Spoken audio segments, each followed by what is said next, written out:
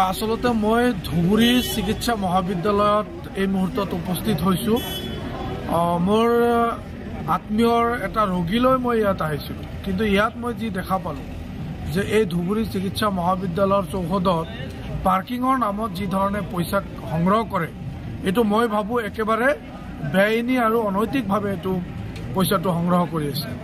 মই ভাবোঁ বৃহত্তৰ ধুবুৰী অঞ্চলবাসী ৰাইজৰ লগতে নামনি অসমৰ এক নিৰ্ভৰযোগ্য তথা একমাত্ৰ এই ধুবুৰী অঞ্চলৰ এটা উচ্চ বা উন্নত স্বাস্থ্য কেন্দ্ৰ বা স্বাস্থ্য সেৱা ইয়াত প্ৰয়োগ দিয়া হয়।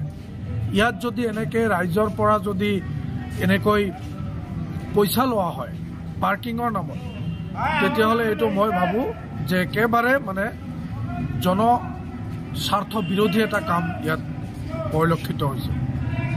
মই আশা ৰাখিছোঁ যে অসমৰ স্বাস্থ্যমন্ত্ৰীগৰাকীক মই বিশেষকৈ এই মিডিয়াৰ যোগেদি মই আহ্বান জনাব খুজিছোঁ, অতি শীঘ্ৰে এই পাৰ্কিংসমূহ বন্ধ কৰিব লাগে।